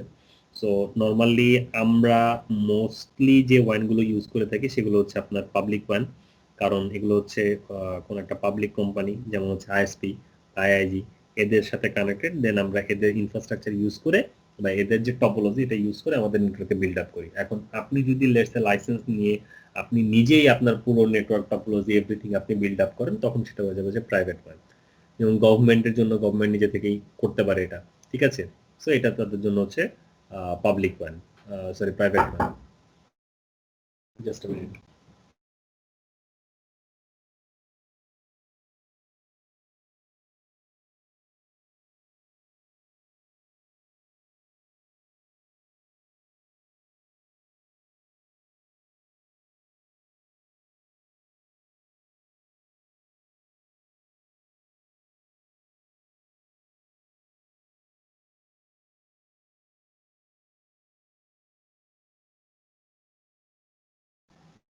ওকে, সো আবার যদি আইএসপি এর দিকে চিন্তা করেন, যেমন আইএসপি কোম্পানিরা নিজেদের এরিয়াকে তো নিজেরাই এক্সপ্যান্ড করতেছে, ওকে, সো তাদের জন্য হচ্ছে তারা যে ওয়াইনটা ক্রিয়েট করতেছে সেটাকে আবার তাদের পার্সপেক্টিভে কিন্তু আমরা বলতে পারি হচ্ছে প্রাইভেট ওয়াইন, কারণ ওটা তার নিজের জন্য। এখন সে যদি কোনো একটা ওখান থেকে কোনো একটা সেগমেন্ট শুধু তার নিজের কোম্পানির পারপাসে ইউজ করে, তো সেটা তার জন্য প্রাইভেট ওয়াইন। আর সে যদি এটা আবার ওপেন করে দেয় যে ওইটা তার নিজের কোম্পানি ইউজ করতেছে আবার অন্য কেউ ইউজ করতেছে, তখন সেটা আবার পাবলিক ওয়াইন হয়ে যাবে। সো প্রাইভেট ওয়ান কোন দিকে আসে? প্রাইভেট ওয়ান হচ্ছে গ্যারান্টিড সার্ভিস লেভেল, ঠিক আছে, কনসিস্টেন্ট ব্যান্ডউইথ, সিকিউরিটি, এই ধরনের পারপাসের জন্য হচ্ছে পাবলিক ওয়াইনের দিকে প্রাইভেট ওয়াইনের দিকে মুভ করে। এন্ড দেন আসতেছে হচ্ছে ওয়াইন টপোলজি। ওয়াইন টপোলজির ভিতরে কিছু কানেকশন সম্পর্কে আপনাদের আইডিয়া নিতে হয়, যেমন হচ্ছে পয়েন্ট টু পয়েন্ট টপোলজি। তো সেটা হচ্ছে দুইটা সাইটের ভিতরে একদম ডিরেক্ট কানেকশন থাকে, এটাকে বলা হয় পয়েন্ট টু পয়েন্ট টপোলজি। দেন হচ্ছে হাব এন্ড স্পোক। সো এটা হচ্ছে যে একটা মেইন সেন্ট্রাল সিস্টেম থাকে এবং বাকি সবাই হচ্ছে কি একটা লিংকের থ্রুতে সেই সেন্ট্রাল সিস্টেমের সাথে কানেক্টেড থাকে, এটাকে বলা হয় হচ্ছে hub and spoke topology. And then হচ্ছে ডুয়েল হোম টপোলজি, সেটা হচ্ছে যে আপনার দুইটা হাব থাকবে আর সব স্পোক গুলো দুইটা হাবের সাথে সাইমালটেনিয়াসলি কানেক্টেড থাকবে, লাইক রিডান্ডেন্সি হিসাবে, এটাকে বলা হয় ডুয়েল হোম টপোলজি। ফুল ম্যাশড মানে হচ্ছে যে সবাই সবার সাথে মানে কানেক্টেড, ঠিক আছে, সবাই সবার সাথে রিডান্ডেন্সি ইউজ করে, এটাকে বলা হয় ফুল ম্যাশড। আর পার্শিয়ালি ম্যাশড হচ্ছে যে কিছু কিছু মধ্যে হচ্ছে রিডান্ডেন্সি আছে, কিছু কিছুর মধ্যে নাই, ঠিক আছে, that is called partially mesh topology. এগুলো হচ্ছে আর কি ওয়াইন টপোলজির এক্সাম্পল। দেন হচ্ছে যে ক্যারিয়ার কানেকশন। সো ক্যারিয়ারের ভিতরে যদি আপনি সিঙ্গেল ক্যারিয়ারের সাথে কানেক্টেড থাকেন তখন এটাকে বলা হয় সিঙ্গেল ক্যারিয়ার ওয়াইন কানেকশন। আর একটা হচ্ছে ডুয়েল ক্যারিয়ার কানেকশন, সেটা হচ্ছে আপনি দুইটা ক্যারিয়ারের সাথে কানেক্টেড আছেন। এখন আপনি দুইটা ক্যারিয়ারের সাথে সাইমালটেনিয়াসলি ডাটা সেন্ড করতে পারেন, আবার দুইটা কানেকশনের সাথে লাইক অ্যাক্টিভ ব্যাকআপ সিচুয়েশনে কানেক্টেড করতে পারেন, যে একজন অ্যাক্টিভ হিসেবে থাকবে আর একটা ব্যাকআপ হিসেবে থাকবে। সো ইট ডিপেন্ডস আপনি কিভাবে আপনার ডিভাইসকে কনফিগার করতেছেন, আপনার টপোলজিকে কিভাবে রান করতেছেন, এগুলো সবকিছু হচ্ছে সেটার উপর ডিপেন্ড করে। ক্লিয়ার? এন্ড দেন হচ্ছে যে evolution of networking. So networking কিভাবে এভলিউশন হয়েছে, যে স্মল নেটওয়ার্ক ছিল, দেন ক্যাম্পাস নেটওয়ার্কে মুভ করেছে, তারপরে ব্রাঞ্চ নেটওয়ার্কে মুভ করে, দেন ডিস্ট্রিবিউশন নেটওয়ার্কে মুভ করে। সো এগুলো এখানে আলোচনা করা আছে, জাস্ট টুকটাক example everything. One operation is not that critical যদি আপনি ওটাকে ক্রিটিক্যালি না চিন্তা করেন। দেন ওয়ান স্ট্যান্ডার্ড মেনটেন করার জন্য কিছু মানে ইনস্টিটিউশন আছে যারা এগুলোকে মেনটেন করে থাকে, যেমন একটা হচ্ছে টিআইএ বা ইআইএ, সেটা হচ্ছে telecommunication industry association or and electrical industry alliance. So এরা হচ্ছে আপনার বিভিন্ন ধরনের কি বলবো যে নতুন নতুন টেকনোলজি উদ্ভাবন করে বা এগুলো নিয়ে আসে। and then ISO হচ্ছে ইন্টারন্যাশনাল অর্গানাইজেশন ফর স্ট্যান্ডার্ডাইজেশন। এটা প্রোনাউন্সিয়েশনটা একসাথে করতে গেলে আর কি আটকা যায়। যাই হোক, স্ট্যান্ডার্ডাইজেশন। সো ওরা হচ্ছে আপনার যেই টেক টুলস গুলো আসছে, সো এগুলোর একটা স্ট্যান্ডার্ড নিয়ে আসে যে ওকে সবাইকে এই স্ট্যান্ডার্ড মেনটেন করতে হবে, বা আপনি যদি একটা স্ট্যান্ডার্ড মেনটেন করেন আপনাকে একটা বলবে যে ওকে তুমি আপ টু দ্য মার্ক, তুমি এই ক্লাস মেনটেন করতেছো, এই লেভেলে আছো, ঠিক আছে। সো এটার কাজ করে হচ্ছে আইএসও। আর আইট্রিপল হচ্ছে আপনার institute of electrical and electronics engineering. So এদের কাজ হচ্ছে এদের কাজ হচ্ছে যে আমরা যে যে সলিউশনটা আনলাম বা যা কিছু আনলাম এটার হচ্ছে কাইন্ড অফ একটা ডকুমেন্টেশন প্রোভাইড করা বা রিটেন ডকুমেন্ট লিখে রাখা বা এটা নিয়ে রিসার্চ করা, ঠিক আছে। সেই ধরনের কাজ হচ্ছে এরা করে থাকে। সো আমাদের এই যে ওয়ান কানেকশনটা ওএসআই মডেলে কোথায় কাজ করে? ওয়ান কানেকশনটা ওএসআই লেয়ার হচ্ছে ফিজিক্যাল লেয়ার এবং ডেটা লিঙ্ক লেয়ার, মানে আমাদের হচ্ছে লেয়ার 1 এবং লেয়ার 2 তে কাজ করে। সো লেয়ার 1 লেয়ার 2 তে এটা কিভাবে কাজ করে, কোন সেগমেন্টে কাজ করে? এসডিএন, সনেট, ডিডব্লিউডিএম, ঠিক আছে। এই সেগমেন্ট গুলোতে এইভাবে কাজ করে, এগুলো এই যে এখানে আলোচনা করা হচ্ছে। লেয়ার 2 তে কোথায় কাজ করে? এমপিএলএস, এইচডিএলসি, ঠিক আছে, লেগাসি, এটিএম। সো কোন লেভেলে কোন জায়গায় কিভাবে কাজ করে সেগুলো এখানে আলোচনা করা হচ্ছে। দেন ওয়ানের কিছু টার্ম যেমন DT connection, DC connection, CT connection, POP connection, okay. So এরকম বেশ ধরনের কিছু টার্মিনোলজি এখানে আলোচনা করা আছে এবং এই টার্মিনোলজি গুলোর পারপাস কি, ডেসক্রিপশন কি, কোনটা কি কাজ করে সেগুলো যে এখানে বলা আছে। সো এগুলো আপনাদেরকে দেখতে হবে এবং ওই টার্মিনোলজি ইউজ করে, যেমন যেখানে একটা এক্সাম্পল দিয়েছে যে ওই সেম টার্মিনোলজি ইউজ করে আমরা একটা ওয়ান কানেকশন বিল্ড আপ করলাম। সো এই ওয়ান কানেকশন বিল্ড আপ করার জন্য আমাদের কিছু ডিভাইসের প্রয়োজন পড়ে। সো ওয়ান কানেকশন অনুসারে আবার ডিভাইসের নামকরণও ডিফারেন্ট। সো কোথায় কোন ডিভাইস ইউজ করবেন, কোন ডিভাইসের পারপাস কি, কাজ কি, ডেসক্রিপশন কি, এগুলো যে এখানে আলোচনা করা আছে। দেন হচ্ছে সিরিয়াল কমিউনিকেশন। এই যে আমরা সিরিয়াল ডিসি, ডিটি কেবল ইউজ করি, এই কেবলের থ্রুতে কিভাবে অ্যাকচুয়ালি কমিউনিকেশনটা হয়, ঠিক আছে, এগুলো এখানে আলোচনা করা আছে। দেন প্যাকেট সুইচিং কমিউনিকেশন, যেটা হচ্ছে একটা লেগাসি কমিউনিকেশন মডেল আর কি, যে লেগাসিতে হচ্ছে প্যাকেট সুইচিং কমিউনিকেশন ইউজ করা হতো। সো এই প্যাকেট সুইচিং কমিউনিকেশন কিভাবে হয় বা কিভাবে হতো, ঠিক আছে, এসডিএন, সনেট, ডিডব্লিউডিএম এগুলো কিভাবে কাজ করে, এগুলোই এখানে বলা আছে।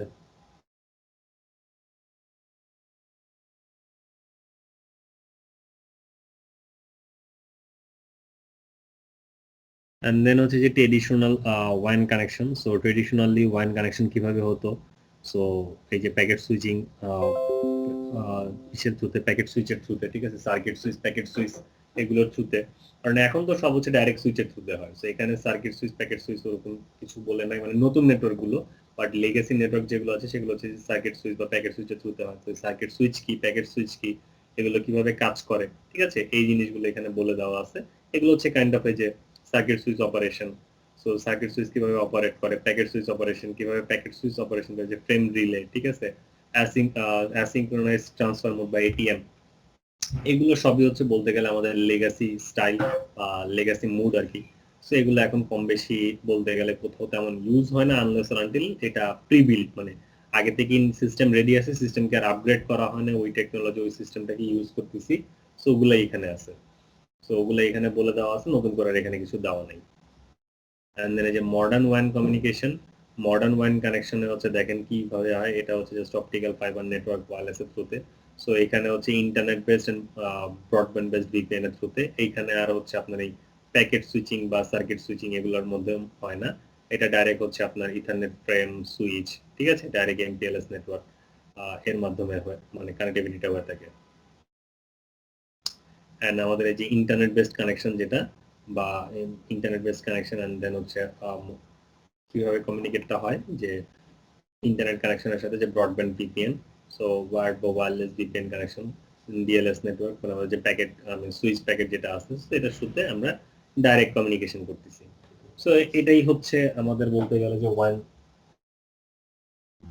কমিউনিকেশনটা বা ওয়ান ইনফ্রাস্ট্রাকচারটা এইভাবে হচ্ছে আমাদের নেটওয়ার্কের সাথে কাজ করে থাকে।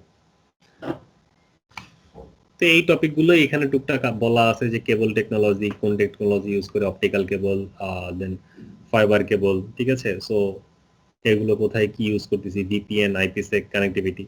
এই ভিপিএন টেকনোলজি নিয়ে এখানে আমি বলতেছি না কিছু, কারণ ভিপিএন নিয়ে আমাদের পরে আর একটা চ্যাপ্টার আছে, ওখানে আরো মানে এই সেম জিনিসগুলো ওখানে আলোচনা করা হবে, সেই কারণে এই ভিপিএন এর পোর্শনটা এখান থেকে আমি স্কিপ করে যাচ্ছি।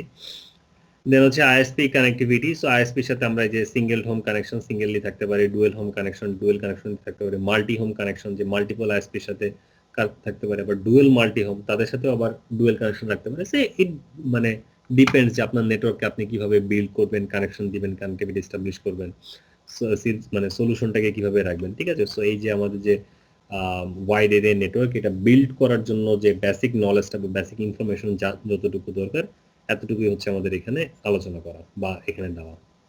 Clear everyone? One concept. So one বলতে কি বুঝে এবং ওয়ানের ভিতরে কি কি আছে সেই জিনিসগুলো এখানে আমাদেরকে টুকটাক ভাবে বলে দেওয়া আছে এবং তার ভিতরে আলোচনা করে দেওয়া আছে। Any question?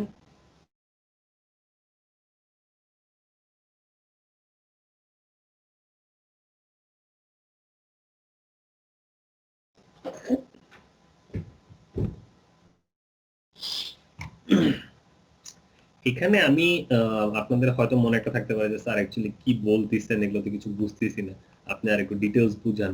সো এখানে অ্যাকচুয়ালি ডিটেলস বুঝানোর কিছু নাই, ঠিক আছে। এগুলো সব হচ্ছে কনসেপচুয়াল জিনিস। থিওরিটিক্যাল মানে প্র্যাকটিক্যাল জিনিস হলো যে ওকে এটা কেন হচ্ছে, কিভাবে হচ্ছে, যেমন আপনারা কিন্তু দেখছেন যে প্র্যাকটিক্যাল পোর্শনের যে কনসেপ্টগুলো ওগুলো কিন্তু আমি আরো ডিটেলড এক্সপ্লেন করেছি। ওয়াই? কারণ ওগুলো আপনাদেরকে ডিটেল বুঝতে হবে। এগুলো কনসেপচুয়াল জিনিস, জাস্ট একটা আইডিয়া নেওয়া, ওকে এই জিনিসটা এমনি কাজ করে, এটার কাজ এটা, দ্যাটস ইট। সো এইটা এইভাবে ডিটেলসে এক্সপ্লেইন করে দেওয়ার মতন কিছু নাই, বিকজ এই সবকিছু এখানে ডিটেলস লেখা আছে। আমি জাস্ট এই লেখাটার একটা সামারি বলতেছি আপনাদের যে এখানে এই জিনিসটা আছে, ওইখানে ওই জিনিসটা আছে, এটার কাজ এটা, ওইটার কাজ ওইটা। আপনার দায়িত্ব হচ্ছে এই সামারিটা থেকে এখন এই ডিটেলটা জাস্ট একবার রিডিং করা। আমি আপনাদেরকে বারবার বলতেছি আপনাদের আজকে থেকে, আজকে আগামীকালকে, নেক্সট সপ্তাহের শুক্রবার, নেক্সট শনিবার, ঠিক আছে, এই 4টা দিন হচ্ছে আপনাদের জাস্ট এরকম থিওরি আমি গো থ্রু করে যাব, হালকা একটা ওভারভিউ দিয়ে যাব।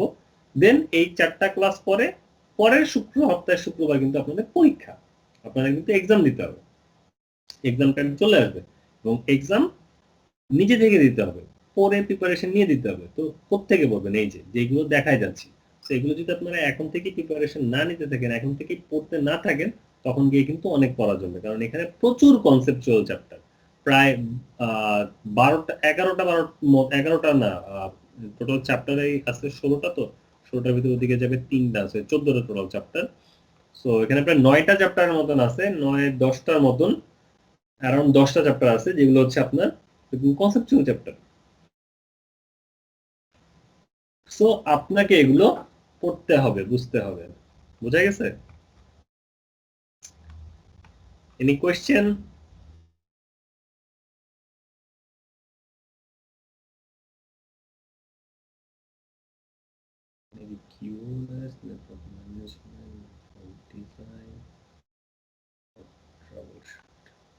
ও আর আজকে আরেকটা টপিকের ইনফরমেশন জাস্ট হালকা একটু বলে দেবো, that is called network troubleshoot. এখানে অ্যাকচুয়ালি মানে এই চ্যাপ্টারটাতে পড়ানোর কিছুই নেই, ঠিক আছে। এটা হচ্ছে নেটওয়ার্ক ট্রাবল শুট, যে আমরা যখন একটা নেটওয়ার্ক বিল্ড করি, বিল্ড করার পরে নেটওয়ার্কে যখন ট্রাবল শুট করতে যাবেন, তো ট্রাবল শুটটা কিভাবে করবেন। সো ট্রাবল শুট করার জন্য আপনাকে ফার্স্ট একটা ফিজিক্যাল টপোলজি বিল্ড আউট করতে হবে আপনার নেটওয়ার্কের জন্য। কিভাবে ফিজিক্যাল টপোলজি বিল্ড করবেন সেটা, দেন ওই ফিজিক্যাল টপোলজির একটা লজিক্যাল টপোলজি বিল্ড আউট করতে হবে, যে ওকে কোথায় কোন সেগমেন্টে কোন আইপি অ্যাড্রেস দেওয়া আছে, ঠিক আছে, জাস্ট একটা সিনারিও বিল্ড আপ করবেন। এন্ড দেন হচ্ছে মানে যদি IPv6 থাকে তাহলে IPv6 এর জন্য একটা টপোলজি কি করবেন, মানে নেটওয়ার্ক ডায়াগ্রাম ক্রিয়েট করবেন। সো এই ডায়াগ্রামের উপরে এখন আপনি ফাইন্ড আউট করবেন যে আপনার অ্যাকচুয়ালি কোন সেগমেন্টে প্রবলেমটা হচ্ছে, ঠিক আছে। দেন আপনার নেটওয়ার্কের ডিভাইসের একটা ডকুমেন্টেশন রাখা উচিত যে কোন জায়গায় কোন ডিভাইস আছে, কোন ডিভাইসের কোন ইন্টারফেসে কোন আইপি আছে। সো এরকম ডকুমেন্টেশন ক্রিয়েট করতে হবে। সো এটাকে বলা হচ্ছে network device documentation. So device documentation কিভাবে করতে হয় রাউটারের জন্য, সুইচের জন্য, ঠিক আছে, এন্ড সিস্টেমের জন্য। সো এখানে যে ডকুমেন্টেশন প্রসেস গুলো বলা আছে। দেন হচ্ছে বেসলাইন ক্রিয়েট করবেন যে ওকে আমার নেটওয়ার্কটা যখন কোনো প্রবলেম নাই তখন হচ্ছে এরকম পারফর্ম করে, যখন কোনো প্রবলেম আসে তখন এরকম পারফর্ম করে। তো এখন ফাইন্ড আউট করতে হবে যে ওকে মানে কোথা থেকে কতটুকু, মানে সেগমেন্ট বাই সেগমেন্ট ভাগ করে, স্টেপ ভাগ করে আপনাকে আইডেন্টিফাই করতে হবে যে যদি আমি এতটুকু নেটওয়ার্ক নিয়ে কাজ করি তাহলে নেটওয়ার্কে কোনো সমস্যা হচ্ছে কিনা, অতটুকু নিয়ে কাজ করলে কোনো সমস্যা হচ্ছে কিনা। সেরকম segment by segment, step by step নিয়ে কাজ করতে হবে। আপনাদের নেটওয়ার্কে তখন মনিটর করতে হবে, নেটওয়ার্কের ডাটা চেক করতে হবে যে CPU utilization, GPU utilization, CPU তারপর হচ্ছে কি বলে আপনার টেম্পারেচার, ঠিক আছে, র্যাম, এভরিথিং, কোথায় কোনটা খরচ হচ্ছে, এগুলো সবকিছুর একটা কি বলবো ডিটেইলড ডকুমেন্টেশন আপনাদেরকে নিতে হবে যখন নেটওয়ার্ক ট্রাবল শুট করতে যাবেন, মানে ফুল নেটওয়ার্কের ট্রাবল শুট যদি করতে যান, ঠিক আছে। দেন ম্যানেজমেন্টে যে ডাটা মেজারমেন্ট, আপনি কিভাবে ডাটাকে মেজার করবেন, ডাটা এগুলোর জন্য বিভিন্ন ধরনের এই যে কমান্ড, ঠিক আছে। সো এক একটা কমান্ডের এক এক ধরনের কাজ, এগুলো দিয়ে আপনাকে ইনফরমেশন কালেক্ট করতে হয়, কোনটার জন্য কোন ইনফরমেশন আসবে এইগুলো আপনাকে কিন্তু এখানে চেক করতে হবে, ঠিক আছে। দেন ট্রাবল শুট প্রসেসের জন্য কি করবেন, আর এরকম একটা ফ্লো চার্ট ক্রিয়েট করতে হবে যে ওকে কোথায় প্রবলেম, কেমন প্রবলেম, আইডেন্টিফাই করতে হবে প্রবলেমটা কি ধরনের প্রবলেম, কারা কারা এই প্রবলেমের জন্য এফেক্টেড হচ্ছে, ঠিক আছে। সো দেন এটাকে সেগমেন্ট বাই সেগমেন্ট ভাগ করবেন, ভাগ করে সেগমেন্ট বাই সেগমেন্ট টেস্ট করবেন। সো এই যে প্রপার হাইপোথিসিস করবেন, এলিমিনেট প্রসেস, পসিবল কজেসকে এলিমিনেট করতে হবে। সেই these are the steps actually. একটা নেটওয়ার্কে যদি আমরা ট্রাবল শুট করতে চাই, একটা নেটওয়ার্কের ভিতরে যদি প্রবলেম আইডেন্টিফাই করতে চাই, ঠিক আছে, কিভাবে করতে হয়। দেন এন্ড ইউজার যদি প্রবলেম ফেস করে, এন্ড ইউজারের সাথে আপনার একটা কোশ্চেনের আনসার লাগে, একটা সার্ভে করতে হবে, ওর কাছ থেকে বুঝতে হবে যে মানে প্রবলেমটা কি রকম প্রবলেম, কি ধরনের প্রবলেম, ঠিক আছে। সো এই যে এই কারণে এখানে এরকম একটা গাইডলাইন দেওয়া আছে। সো কিছু ইনফরমেশন আপনাকে কালেক্ট করতে হবে, আপনাকে একটা ডিজাইন রেডি করতে হবে, একটা লেআউট রেডি করতে হবে, এন্ড দেন আফটার দ্যাট ওইটা ইউজ করে আপনি এখন বটম আপ এসে যাবেন না টপ ডাউন প্রসেসে যাবেন, সেভাবে করে আপনি কাজ করে আপনার নেটওয়ার্কের এই যে ফুল প্রসেসটাকে আইডেন্টিফাই করতে পারেন। ওকে, সো এটাই হচ্ছে ট্রাবল শুটের মানে একটা প্রসেস। ট্রাবল শুট করার জন্য কিছু টুলস ইউজ করা হয়, ঠিক আছে। প্রোটোকল অ্যানালাইজার টুলস, মানে এটার জন্য হচ্ছে এনএমএস, কিছু নেটওয়ার্ক ম্যানেজমেন্ট সিস্টেম কিছু টুলস আছে, নলেজ বেস টুলস, দেন বেস লাইনিং টুলস, ঠিক আছে। প্রোটোকল অ্যানালাইজার টুলের জন্য হচ্ছে ওয়ারশার্ক নামক একটা টুলস আছে, সেটা ইউজ করা হয়। তো আপনাদের অ্যাকচুয়ালি এখানে জানার দরকার নাই ওয়ারশার্ক কিভাবে ইউজ করতে হয়, জাস্ট যে কিছু টুলস আছে যে টুলস ইউজ করে হচ্ছে আমরা কি করতে পারি, এইভাবে বিভিন্ন ধরনের প্রোটোকল বা প্যাকেট এগুলোকে অ্যানালাইজ করতে পারি, ঠিক আছে। এটা একটা ভেরি সফিস্টিকেটেড এন্ড ভেরি কি বলবো অ্যাডভান্স একটা টুলস, ঠিক আছে। এটা ইউজ করে মানে হ্যাকিং থেকে শুরু করে এভরিথিং এর জন্য, মানে প্যাকেট ইন্সপেক্ট করা, প্যাকেটকে ফাইন্ড আউট করা যে কি ধরনের প্রোটোকল ইউজ করতেছে, কোথা থেকে আসতেছে, সোর্স কে, ডেস্টিনেশন কে, এভরিথিং, মানে এটার এই এক ওয়ারশার্কের উপরেই দেখবেন যে একটা বিশাল বড় একটা কোর্স আছে, যে ওখানে আপনারা খালি মানে একটা সফটওয়্যার শিখাবে এটা কিভাবে হ্যান্ডেল করতে হয়। এটা মানে অনেক কমপ্লেক্স এন্ড অনেক সফিস্টিকেটেড একটা টুলস, ঠিক আছে। এবং এটার অনেক ইউজেস আছে, অনেক ইউজ কেস সিনারিও আছে, অনেক জায়গাটা ইউজ করা হয়। সো এই টুলসটা ইউজ করা হয় প্যাকেট অ্যানালাইজ করার জন্য, ঠিক আছে। এরকম আরো অনেক ধরনের অপশনস আছে যেগুলো ইউজ করে হচ্ছে আমরা কি করতে পারি, আমাদের নেটওয়ার্কে ট্রাবল শুট করতে পারি, চেক করতে পারি যে symptoms and causes of networks troubleshooting. So বিভিন্ন ধরনের সিমটমস, কজ, এগুলো এই এভরিথিং এখানে আলোচনা করা আছে। এখানে জাস্ট একটা অ্যাপ্রোচ দেওয়া যে আমরা যখন ট্রাবল শুট করি বা ট্রাবল শুট করার জন্য আমরা কাজ করি, সো তখন আমরা কিভাবে করতে পারি, কোন জায়গা থেকে করব, কিভাবে ধরবো, সো এভরিথিং এখানে জাস্ট স্টেপ বাই স্টেপ বলা। You need to just have a look. একটা রিডিং দিলে আপনাদের একটা ওভারভিউ, একটা আইডিয়া হয়ে যাবে যে ওকে, সো সিস্টেমটা অ্যাকচুয়ালি এইভাবে কাজ করে, যে এরকম বিভিন্ন ফ্লো চার্ট, ওকে। সো এরকম বিভিন্ন ইনফরমেশন আপনাদেরকে মেইনটেইন করতে হবে, যে একদিকে যদি হয় তাহলে এটা কাজ হবে, যদি না হয় তাহলে আরেকদিকে হবে। সো এগুলো নিয়ে যখন আপনারা কাজ করবেন তখন আপনারা মানে অনেক কি বলবো ইন ডেপথ নেটওয়ার্ক অ্যানালাইজ করতে পারবেন। বাট এগুলোর জন্য হচ্ছে আপনাদেরকে আরো ইনডেপথ শিখতে হবে, ঠিক আছে? তো এই কারণে এখানে হচ্ছে আপনাদের ট্রাবল শুট নিয়ে মানে জাস্ট আইডিয়া দেওয়া, কনসেপ্ট দেওয়া, আপনাদেরকে এক্সপ্লেইন করা যে ওকে এইভাবে আমরা এই কাজগুলো করতে পারি, নট লাইক ওকে এখন এটা করো। বিকজ নেটওয়ার্ক ট্রাবল শুট করার জন্য মানে আগে নেটওয়ার্কটাকে ভালোভাবে বুঝতে হয়, নেটওয়ার্ক কিভাবে কাজ করতেছে, নেটওয়ার্ক কিভাবে অপারেট করতেছে সেটা আগে ভালোভাবে রপ্ত করতে হয়। ওকে, যেমন প্রিভিয়াসলি যখন সিসিএনপি ছিল, ঠিক আছে, সিসিএনপি তে কিন্তু 3টা মোড পোর্শন ছিল, আপনারা জানেন কিনা জানি না। আগে সিসিএনপি তে 3টা পোর্শন ছিল, আপনাকে সিসিএনপি রাউট দিতে হবে, সিসিএনপি সুইচ দিতে হবে, মানে রাউটিং এর উপরে একটা পরীক্ষা দিতে হবে, সুইচিং এর উপরে একটা পরীক্ষা দিতে হবে, আর আরেকটা পরীক্ষা হচ্ছে ফুললি ট্রাবল শুট, ওটাকে বলে সিসিএনপি টি শুট বা সিসিএনপি ট্রাবল শুট, ঠিক আছে? সো এই টি শুট বা ট্রাবল শুটের ভিতরে আপনাকে একদম in depth details trouble shooting ওখানে শেখানো হয় এবং কিভাবে ট্রাবল শুট করতে হয় সেগুলো। আপনাকে একটা প্রবলেম দিয়ে দিবে, পুরো নেটওয়ার্ক ঘেটে ট্রাবল শুট করে আপনাকে একটা সলিউশন ফাইন্ড আউট করতে হবে। সো এরকম অনেক মানে জিনিস আছে ট্রাবল শুটের ভিতরে, বাট তার জন্য আপনাকে আগে ওই যে ট্রাবল শুট কিন্তু আপনি আগেই দিতে পারবেন, আপনাকে আগে রাউট পাস করতে হবে, আগে সুইচ পাস করতে হবে, তারপরে গিয়ে টি শুটে দিতে পারবেন। বাট সেই প্রসেস এখন আর নাই, এখন সিসিএনপি এর প্রসেস একটু ডিফারেন্ট। সো যেটার জন্য বলছিলাম যে এটার জন্য আপনাকে নেটওয়ার্কে আগে ভালোভাবে আন্ডারস্ট্যান্ড করতে হবে, বুঝতে হবে যে নেটওয়ার্ক কি, কিভাবে কাজ করতেছে, কিভাবে অপারেট করতেছে, কোত্থেকে কোনটা যাচ্ছে, এগুলো সবকিছু যখন আপনি ফাইন্ড আউট করে গুছাই নিয়ে আসতে পারবেন, এন্ড দেন তখন আপনি ট্রাবল শুটে ভালোভাবে মানে ভালো করতে পারবেন। আদারওয়াইজ আপনি ট্রাবল শুট করতে পারবেন বাট ওটা অত ইফেক্টিভ হবে না। বুঝতে পারছি? সো এই তো এটাই হচ্ছে আমাদের ট্রাবল শুট চ্যাপ্টার। সো এখানে হচ্ছে এইভাবে ট্রাবল শুটিং নিয়ে আলোচনা করা আছে, সো আপনাদেরকে এই সবকিছু জাস্ট গো থ্রু করতে হবে। That's it. আজকে আর আপনাদেরকে নতুন করে আর বেশি লোড দিব না। সো আজকে জাস্ট 3 চ্যাপ্টারের লোড দিয়ে দিলাম, সেটা হচ্ছে network security concept, one concept and network troubleshooting. So এই 3টা চ্যাপ্টারের ভিতরে কন্টেন্ট যা আছে এগুলো জাস্ট আজকে একবার গো থ্রু করেন, সবাই বাসায় পড়েন, স্টাডি করেন, এন্ড দেন ইনশাআল্লাহ আগামীকালকে আমরা হয়তো 2টা চ্যাপ্টার বা আবার 3টা চ্যাপ্টার নিয়ে আলোচনা করব, মেবি 2 চ্যাপ্টার নিয়ে আলোচনা করব বা 3 চ্যাপ্টার। সো মানে যাতে করে আপনাদের লোড বেশি না পড়ে যায়, কারণ আজকে একদিনে 3 চ্যাপ্টার দেখাই দিলাম, তা সো কালকে যদি 2 চ্যাপ্টার দেখাই তাহলে ইন টোটাল আবার 5 চ্যাপ্টার। সো পুরো সপ্তাহ ধরে 5 চ্যাপ্টার ইনফরমেশন কালেক্ট করা হোপফুলি আপনারা পারবেন, ঠিক আছে? সো এই কারণে আর বেশি লোড দিব না, অল্প অল্প করে লোড দিব, কারণ আমি চাইলে আবার কালকে একসাথে 4 চ্যাপ্টার পড়া দিতে পারি।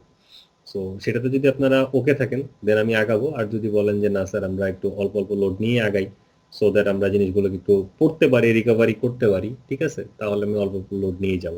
So everything depends on you and your decision, whatever you want I will do that, no problem. Any question, anyone?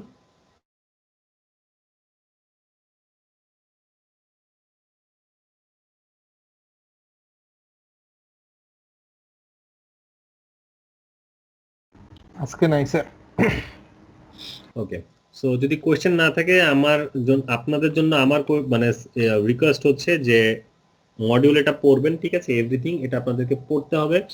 এই মডিউলে পড়া ছাড়া কোনো বিকল্প নেই। মডিউল 3 তে প্র্যাকটিক্যাল আপনারা দেখছেন, যতটুকু দেখিয়েছি OSPF ACL NAT, that's it, এখানে আর কোনো প্র্যাকটিক্যাল কিছু নেই। ছোট্ট আর কিছু প্র্যাকটিক্যাল মানে ছোট্ট 2-3টা কনফিগারেশন আছে নেটওয়ার্ক ম্যানেজমেন্টের ভিতরে, ঠিক আছে, এই সিডিপি কনফিগারেশন, এলডিপি কনফিগারেশন, এটা জাস্ট 1-2 লাইনের কমান্ড, এটা মানে এখানে লিখে দেওয়া আছে, আমি এগুলো আপনাদেরকে এক্সপ্লেন করে বুঝাই দেবো যে কিভাবে এটা হচ্ছে, কিভাবে এটা কাজ করতেছে। সিডিপি আছে, এনটিপি আছে, এসএনএমপি আছে, সিসলগ আছে, জাস্ট এই কটা জিনিস আছে। আর এখানে আরেকটা ইম্পর্টেন্ট জিনিস আছে, সেটা হচ্ছে পাসওয়ার্ড রিকভারি, রাউটারের পাসওয়ার্ড রিকভারি, কিভাবে রিকভারি করতে হয়। সো এই জিনিসগুলো আমি ওই ক্লাসে এক্সপ্লেন করে দিব, সমস্যা নাই। আর এটা ছাড়া আমাদের মডিউল 3 তে কোনো প্র্যাকটিক্যাল নেই, মানে প্র্যাকটিক্যাল কনসেপ্ট বা প্র্যাকটিক্যাল ল্যাব আর কিছু নাই, সবই হচ্ছে এখন থিওরিটিক্যাল জিনিস, জাস্ট আইডিয়া নিতে হবে আপনাদেরকে। সো আইডিয়া আর মানে কিভাবে দিতে হয় অ্যাকচুয়ালি আমার আর জানা নাই। সো আমি ট্রাই করি আপনাদেরকে যে এরকম একটা ওভারভিউ দিয়ে দেওয়ার, এন্ড দেন আপনাদেরকে রিকোয়েস্ট করি যে আপনারা এই ওভারভিউটা থেকে নিজেরা হচ্ছে বাকি ইনফরমেশনটা নিজেরা কালেক্ট করেন, বিকজ নিজে পড়ে যে ইনফরমেশনটা কালেক্ট করবেন সেটা মাথায় বেশি থাকবে রাদার দেন অন্য কেউ আপনাকে যখন ওটাকে মানে মাথার ভিতরে ঠুসে দিবে। তো এই কারণে আমি থিওরিগুলো কিভাবে ঠুসাই না, থিওরিগুলোর জাস্ট একটা আইডিয়া দিই। ওকে, দ্যাটস ইট। তাহলে আজকের ক্লাস এই পর্যন্তই। আগামী দিনও আমাদের এরকম সময় ক্লাস হবে। আমাদের ক্লাস হচ্ছে এখন থেকে আমরা চেষ্টা করব 3:30 এর ভিতরে জয়েন করার। আমি ঠিক 3:30 তে প্রতিটা ক্লাসই আমি চেষ্টা করব, কারণ আমাদের ক্লাসগুলো এখন বেশি বড় হবে না, 1 থেকে 1.5 ঘন্টা ম্যাক্সিমাম থিওরি ক্লাসগুলো হবে। ওকে, সো এই কারণে 3:30 তে আমি ক্লাস স্টার্ট করব এন্ড হোপফুলি উইদিন 4:30 আর 5 এর মধ্যে আমাদের ক্লাস শেষ হয়ে যাবে। সো সবাই একটু আস্তে ধীরে রেস্টেস নিয়ে 3 এর মধ্যে জয়েন করবেন, বাট দেরি করিয়েন না, ঠিক আছে? যেমন থিওরি ক্লাস আগেই বলেছি, সো অনেকেই আজকে আসে না। যেমন প্র্যাকটিক্যাল ক্লাসে আপনাদের প্রায় 20 পার্টিসিপেন্ট থাকতো, যেমন আজকে 11 জন আছে। আই ডোন্ট মাইন্ড যে থিওরি ক্লাস বোরিং লাগে, কথা শুনতে ভালো লাগে না স্যার, এগুলো তো একবার রিডিং দিলেই পারা যায়। সো ডাজন্ট ম্যাটার, আপনি রিডিং দিয়ে পড়েন, আমার কোনো প্রবলেম নেই।